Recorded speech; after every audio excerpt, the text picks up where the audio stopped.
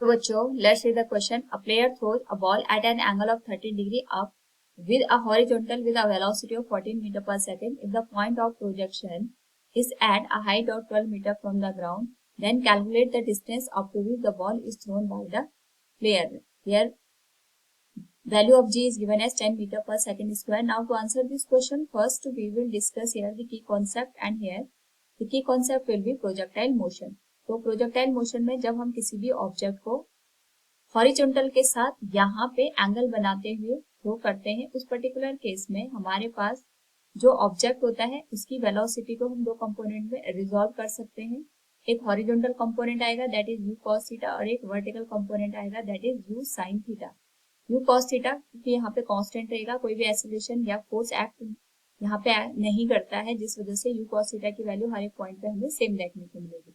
लेकिन you sine theta की value upward direction में जाने पे चेंज हो जाती है और मैक्सिमम हाइट पे जाके ये 0 के बराबर हो जाती है. तो वी कैन से हियर जो हॉरिजॉन्टल वेलोसिटी है दैट विल रिमेन कांस्टेंट, जबकि वर्टिकल वेलोसिटी हमें चेंज होते हुए यहाँ पे शो होगी. तो इस पर्टिकुलर केस में क्वेश्चन में हमसे जो एंगल ऑफ यहाँ पे इंक्लिनेशन दे रखा है थीटा की जो वैल्यू है वो 30 डिग्री के बराबर है. इनिशियल वेलोसिटी 14 मीटर पर सेकेंड हमें दे रखी है, एंड यहाँ पे हम ऑब्जेक्ट को 12 मीटर की हाइट से थ्रो कर रहे हैं. सपोज ये हमारे पास यहाँ पे 12 मीटर का कोई टावर है, यहाँ से हमने ऑब्जेक्ट को थ्रो किया थीटा इक्वल्स 30 डिग्री पे, तो ये कुछ इस तरीके से हमें ऑब्जर्व होगा. तो इसको फाइंड आउट करने के लिए हम यहाँ पे सबसे पहले ये कैलकुलेट करते हैं कि इसकी टोटल यहाँ पे जो रेंज है वो कितनी होगी. रेंज का हाफ करके जो एक्स्ट्रा हमें डिस्टेंस यहाँ पे देखने को मिलेगी उसको हम ऐड करके जो टोटल हॉरिजॉन्टल डिस्टेंस है उसको कैलकुलेट कर सकते हैं. बेसिकली यहाँ पे हम डायरेक्ट रेंज का फॉर्मूला यूज नहीं कर सकते, क्योंकि जो ऑब्जेक्ट है ये एक तो यहाँ पे मैक्सिमम हाइट को कवर करेगा, उसके बाद ये डाउनवर्ड डायरेक्शन में यहाँ पे मूव होगा. तो इसको फाइंड आउट करने के लिए हम यहाँ पे सबसे पहले जो हाइट है, जो इसने यहाँ पे एक्स्ट्रा हाइट को कवर किया 12 मीटर के बाद में, उसको कैलकुलेट कर लेते हैं. एंड हाइट का जो फॉर्मूला यहाँ पे डायरेक्ट हम यूज करेंगे that will B you square sine square theta divided by 2g.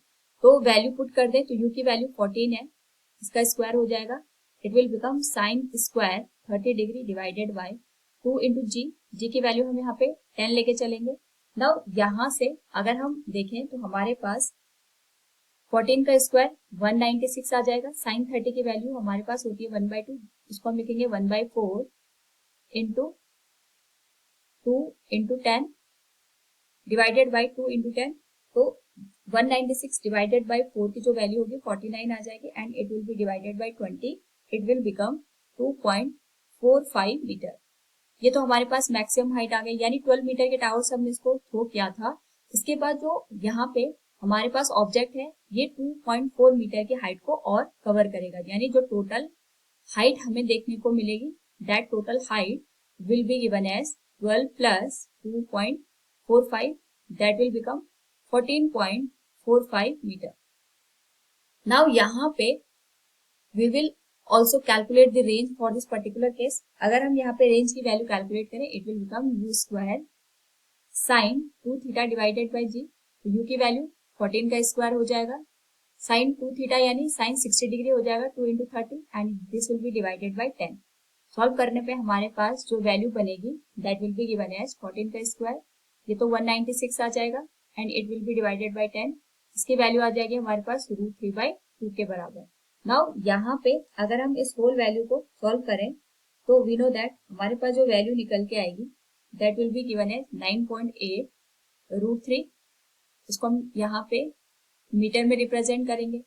Now यहाँ पे अकॉर्डिंग टू द क्वेश्चन हमें जो टोटल हॉरिजॉन्टल डिस्टेंस है वो कैलकुलेट करनी है. बेसिकली अगर हम यहाँ पे ऑब्जर्व करें तो हमारे पास जो मैक्सिमम हाइट है, इस मैक्सिमम हाइट पे जो वर्टिकल कंपोनेंट होगा वेलोसिटी का वो तो 0 हो जाएगा. यहाँ पे केवल हॉरिजॉन्टल कंपोनेंट दैट इज यूएक्सी यहाँ पे रिमेनिंग रहेगा. नाउ यहाँ पे हमें इसकी रिक्वायरमेंट इसलिए हो रही है क्योंकि हमें ये देखना है कि जब ऑब्जेक्ट यहाँ पे एक्स डिस्टेंस को यहाँ पे एक्स्ट्रा कवर कर रहा है, उस एक्स डिस्टेंस को कवर करने में यहाँ पे इसने कितना टाइम लिया है. और यहाँ पे क्योंकि हमें पता है यूएक्स की जो वैल्यू है that will become you cos 30 degree, वो तो हमें मिल जाएगा. हमें टाइम कैलकुलेट करना है.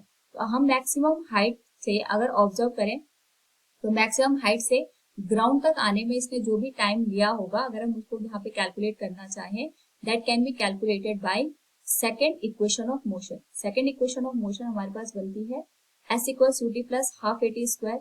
उस पर्टिकुलर केस में हमारे पास यहाँ पे जो s की वैल्यू होगी that will be given as total height. तो अगर हम यहाँ पे ग्राउंड से इसकी टोटल हाइट को ऑब्जर्व करेंगे, ये हम ऑलरेडी कैलकुलेट कर चुके हैं, दैट इज 14.45। वर्टिकल कंपोनेंट यहाँ पे हम मैक्सिमम हाइट से देख रहे हैं, दैट इज अगर मैं इसको दोबारा से ड्रॉ करूं इट इज लाइक दिस। तो कुछ इस तरीके से हमारे पास यहाँ पे फॉल कर रहा है।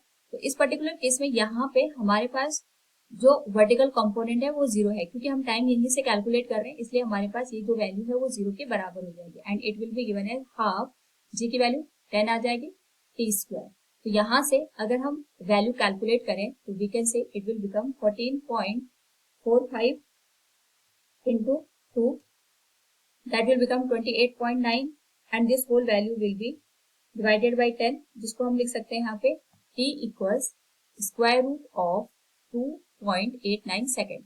ये हम स्क्वायर में ही रहने देंगे अभी।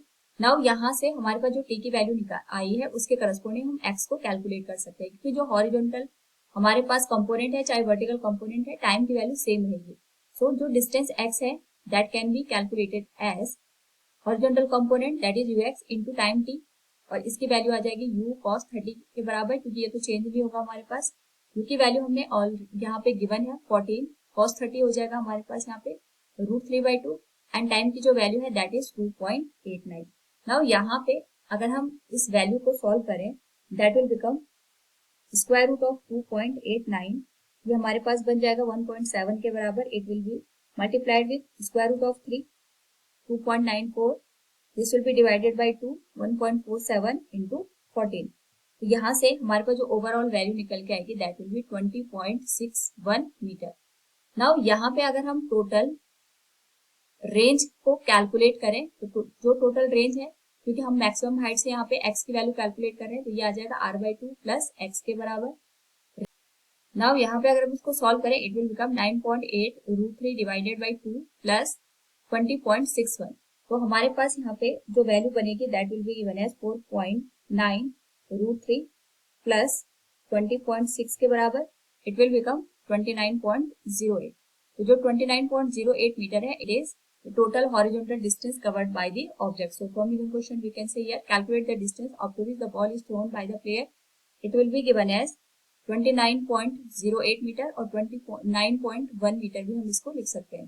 Hope all you understood it. Thank you and best of luck.